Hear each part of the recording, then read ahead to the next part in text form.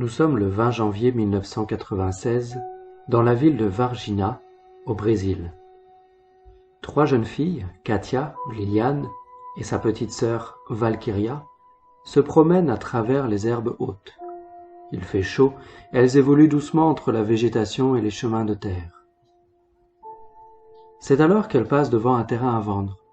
Elles décident de le traverser pour prendre un raccourci. Ce n'est pas la première fois qu'elles foulent cette terre. Il fait encore grand jour. Elles n'ont aucune inquiétude particulière. Les trois jeunes filles poursuivent une discussion gaie et animée quand, tout à coup, elles sentent une présence. Elles ne sont pas seules. Il y a quelqu'un. Il n'y a pas un brin de vent, mais les herbes bougent. Pour autant, elles ne s'enfuient pas. Elles veulent éclaircir ce mystère. « Qui est là ?» demande Katia, la plus âgée. Aucune réponse. Toutes trois s'avancent en suivant la provenance d'un léger grognement. Une odeur forte et âpre les enveloppe et brûle leurs narines. Cela ne les fait pas reculer. Elles continuent d'avancer quand, soudain, elles se retrouvent paralysées par ce qu'elles voient. L'espace d'un instant, elles se retrouvent incapables de bouger. Un être immonde se tient devant elles. Est-ce un homme? Un animal? Impossible à déterminer. La créature mesure près d'1,60 m. Sa peau semble être faite d'une matière semblable à du caoutchouc. 3 cornes ornent sa tête et ses yeux sont rouge sang. Elle se recroqueville mais défie les filles du regard. D'abord tétanisées, Katia, Liliane et Valkyria semblent réaliser en une fraction de seconde qu'elles sont face au danger et prennent leurs jambes à leur cou. Elles n'ont jamais couru aussi vite pour rejoindre leur maison. Là, elles retrouvent la mère de Liliane et Valkyria.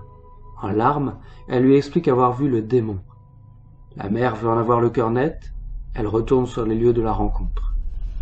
Elle cherche pendant de longues minutes, écrase les herbes trop hautes, explore les recoins du terrain. Mais rien. Aucune trace du démon.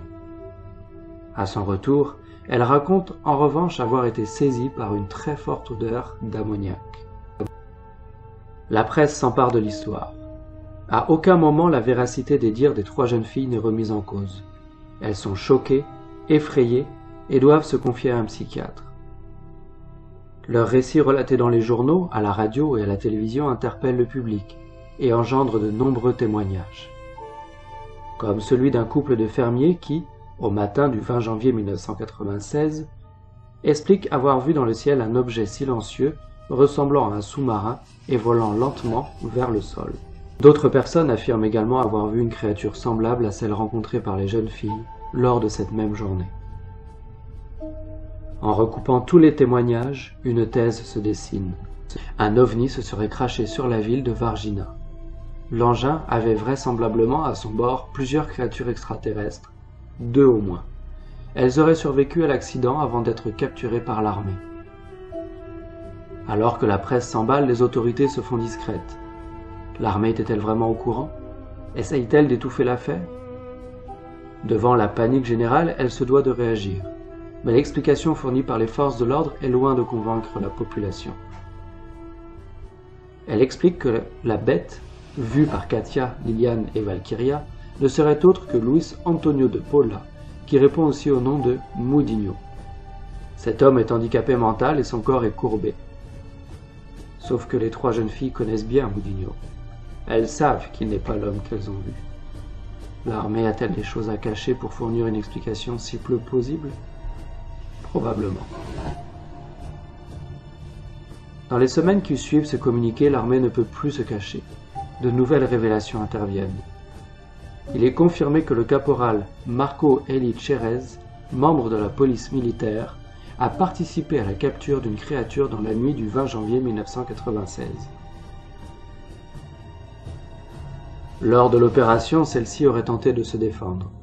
Se démarquant par son courage, le jeune policier tente de le maîtriser. Il est touché au bras par l'humanoïde au niveau de l'aisselle. Quelques heures plus tard, Marco Eli Cherez est admis à l'hôpital pour un abcès qui le fait atrocement souffrir, au niveau de l'aisselle. Soigné, il peut rentrer chez lui. Mais ses troubles s'aggravent. En quelques jours, le jeune Chérez est sujet à d'intenses poussées de fièvre et de violentes douleurs dans la région lombaire. Il se rend une nouvelle fois à l'hôpital. Cette fois, c'est plus grave. Il est interné et se retrouve totalement isolé de ses proches. Son état continue de se dégrader sous l'œil impuissant des médecins. Touché par plusieurs infections d'origine inconnue, différents antibiotiques lui sont prescrits. Mais rien n'y fait. Désormais, il perd la tête. Sa confusion mentale est telle que ses propos sont délirants. Et le 15 janvier 1996, soit moins d'un mois après la nuit de la capture, Marco Eli Chérez rend son dernier souffle. Il avait 23 ans. Le commissaire de Varginha, qui enquête sur la mort du caporal, demande à avoir accès à son rapport d'autopsie. Les militaires refusent. Ses proches en colère veulent savoir la vérité. Ils rendent alors public le fait que le policier était bien en service le 20 janvier 1996, nuit de la capture, et qu'il a été en contact avec ce qui était probablement un extraterrestre. La police militaire dément d'emblée, laissant la famille du défunt dans le plus grand désarroi et tiraillée par des questions qui n'ont toujours pas de réponse aujourd'hui. Cette affaire n'est pas sans rappeler celle de Roswell.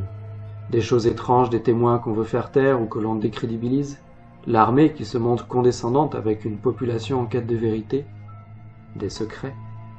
Cette histoire hante encore les habitants de Varginha aujourd'hui, et pourrait peut-être nous révéler de nouvelles surprises dans les années à venir, ne serait-ce que pour que le caporal Chérez ne soit pas mort pour rien.